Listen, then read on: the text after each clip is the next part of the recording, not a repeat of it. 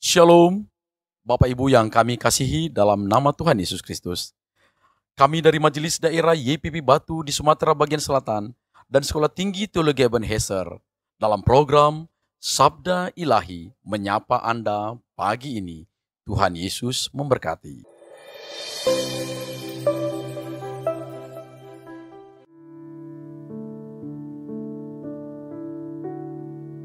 Ku ada sebagai mana ku ada, berdiri menghadap tatamu Bapa. Semua karena anugerah-Mu yang telah selamatkanku.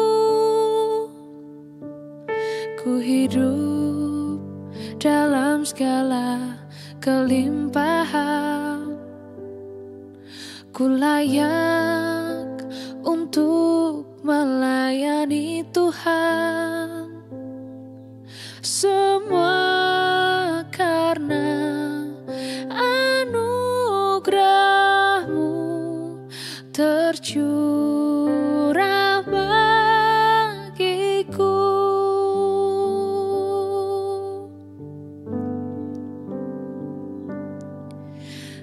Besar anugerah-Mu,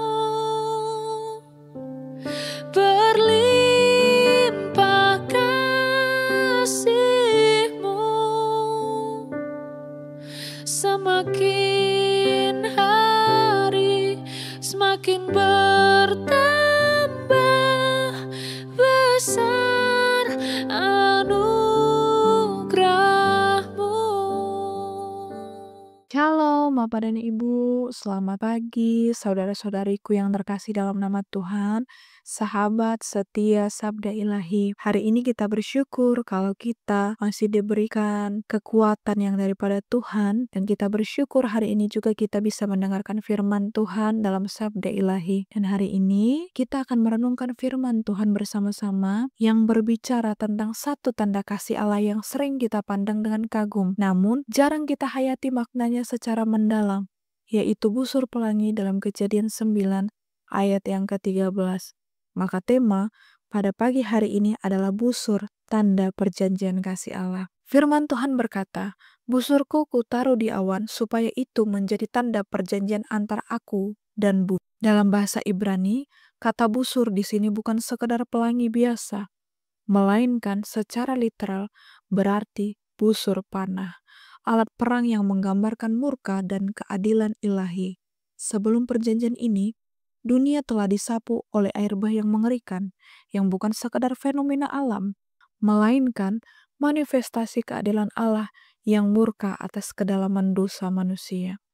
Murka itu sah dan adil, sebab manusia telah mencemari bumi dengan kekerasan dan kejahatan hati yang terus-menerus. Maka busur panah Allah ketika itu mengarah ke bawah, ke arah bumi, karena memang bumi dan penghuninya layak menerima penghakiman. Tetapi sahabat setia Sabda Ilahi, dalam Kejadian 9 ayat yang ke-13, sesuatu yang luar biasa terjadi. Allah menggantung busur panahnya di langit, bukan mengarah ke bumi lagi, melainkan ke atas, menjauh dari bumi. Secara simbolik, busur perang itu tidak lagi siap digunakan untuk menghukum bumi. Ini bukan sekadar janji tentang tidak akan ada lagi air bah, tetapi lebih dari itu, ini adalah tipologi Kristus. Allah yang adil dan murka itu tidak mencabut keadilannya, tetapi mengarahkannya kepada dirinya sendiri, kepada Sang Anak Kristus Yesus. Di kayu salib, busur penghakiman itu ditembakkan dengan penuh kuasa. Bukan kepada kita, tetapi kepada Kristus yang menjadi wakil kita. Dialah yang menanggung badai murka Allah demi menyelamatkan umat perjanjian. Maka pelangi bukan sekedar simbol damai, tetapi simbol salib yang tertinggi, tempat di mana kasih dan keadilan Allah bertemu. Bagi kita yang percaya, pelangi adalah pengingat abadi bahwa kita tidak akan binasa oleh murka, karena Kristus telah menanggungnya bagi kita. Maka, sahabat setia sabda ilahi, setiap kali kita melihat pelangi, jangan hanya terpana akan warnanya yang indah, tetapi naikkan syukur yang dalam bahwa busur panah itu kini mengarah ke surga, ke arah Allah sendiri, sebab salib telah menjadi pelindung kita. Kiranya ini menguatkan iman kita dan meneguhkan kita dalam pengharapan, dalam perjanjian yang kekal yang dijamin oleh darah Kristus. Amin. Tuhan, terima kasih kami mengucap syukur oleh karena kebaikan Tuhan, kemurahan Tuhan selalu ada bersama dengan kami. Hari ini Bapa yang baik, kami bersyukur kami bisa merenungkan firman Tuhan dari Kejadian 9 ayat yang ke-13. Bapa yang baik, hari ini kami bersyukur, sangat-sangat bersyukur di hadapan Tuhan, bahwa Engkau boleh mengikat perjanjian bersama dengan kami melalui busur sebagai tanda perjanjian kasih Allah. Bapa yang baik, kalau kami melihat kilas balik kehidupan kami, siapakah kami di hadapan Tuhan? Tetapi Tuhan boleh menjadikan kami seperti biji matanya Tuhan yang Tuhan jaga dan pelihara.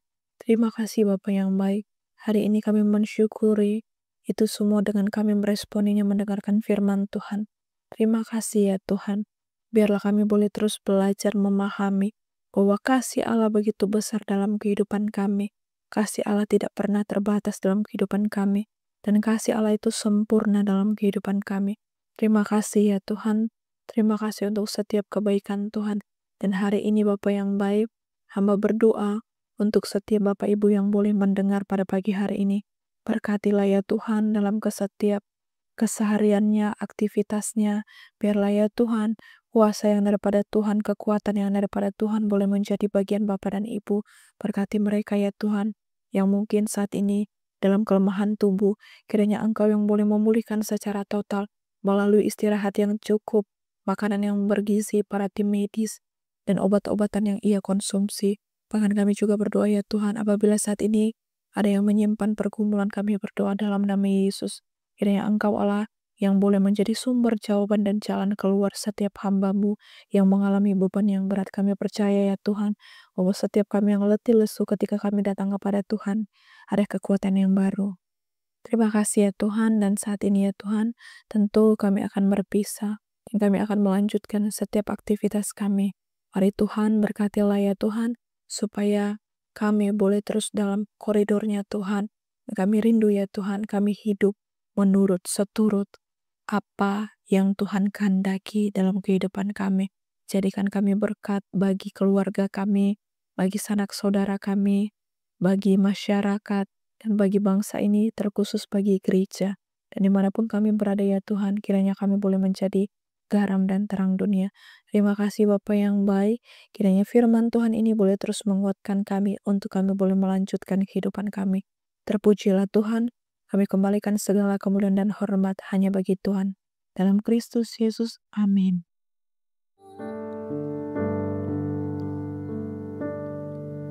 Ku hidup dalam segala kelimpahan, ku layak untuk melayani Tuhan. Semua karena anugerah-Mu tercurah.